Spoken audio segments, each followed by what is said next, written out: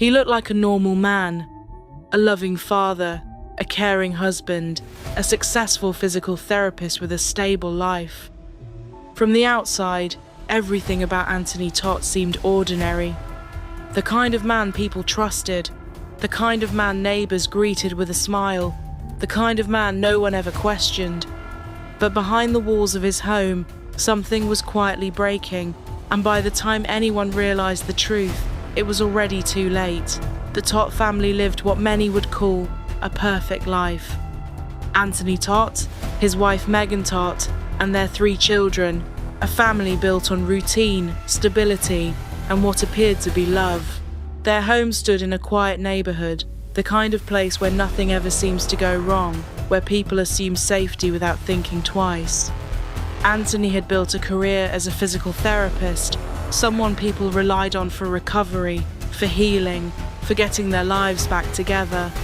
He was respected by his patients, trusted by his community, and depended on by his family. To anyone looking in from the outside, there was no reason to suspect anything was wrong. But beneath that carefully constructed life, pressure had already begun to build. Financial problems started creeping in, slowly at first, then all at once. Allegations of fraud began to surface, and investigations started closing in. The life Anthony had worked so hard to create was beginning to crack under the weight of its own reality. And instead of facing those cracks, instead of asking for help or finding a way out, he began to retreat deeper into himself. The world outside his home became something he avoided. The problems he faced became something he refused to confront. And inside that house, something darker began to take shape. Days turned into weeks, and the family slowly disappeared from view. No one saw them leaving, no one saw them returning. There were no signs of normal life continuing inside that home. No laughter, no movement, no routine, just silence. The kind of silence that doesn't feel right, even if you can't explain why. Neighbors noticed, but not enough to act immediately. Because absence can be explained away, people go on trips. People stay inside. People live private lives. And sometimes, by the time suspicion turns into concern, it's already too late.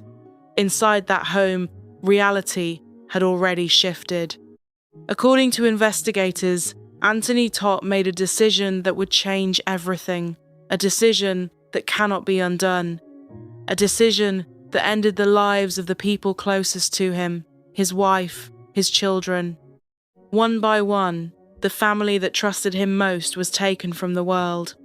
It was not chaos. It was not sudden. It was controlled, deliberate, and quiet. And when it was over, he didn't run. He didn't call for help. He didn't try to escape. He stayed. He remained inside that house, surrounded by the silence he had created. Days passed.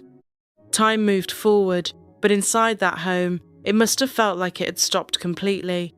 The outside world continued as normal, unaware of what had already happened behind closed doors. When authorities eventually entered the home, what they found was something that no one could fully prepare for. A house that no longer felt like a home. A stillness that carried something heavy, something final. And the devastating truth that the Todt family was gone. All except one. Anthony Todt was still there, alive, present, waiting. He was taken into custody, and as the details began to emerge, the reality of what had happened started to settle in. And just like in so many cases like this, the reaction from those who knew him followed a familiar pattern. Shock, disbelief, denial.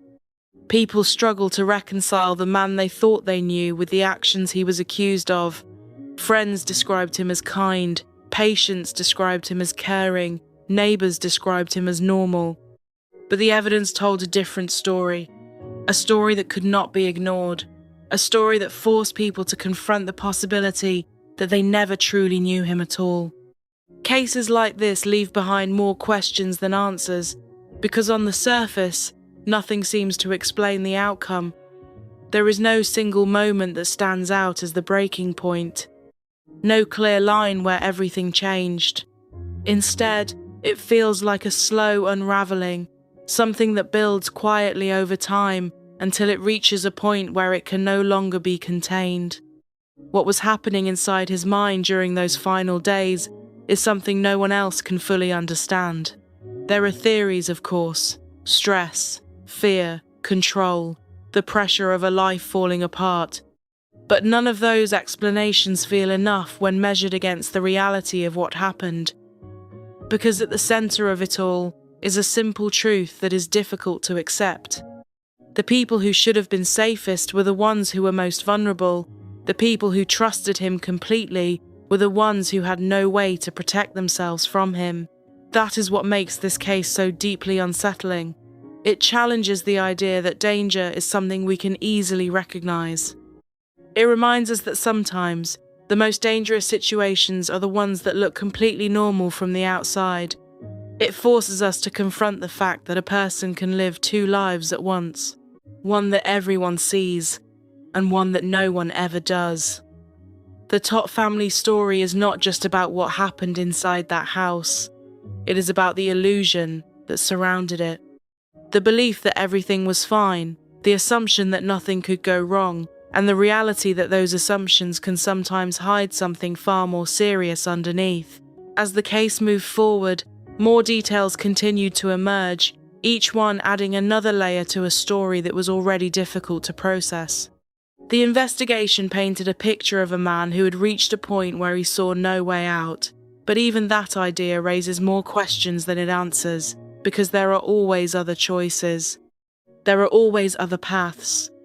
And yet, in this case, the path that was taken led to something irreversible, something final, something that left a permanent mark on everyone connected to it. The Todt family deserved more than this.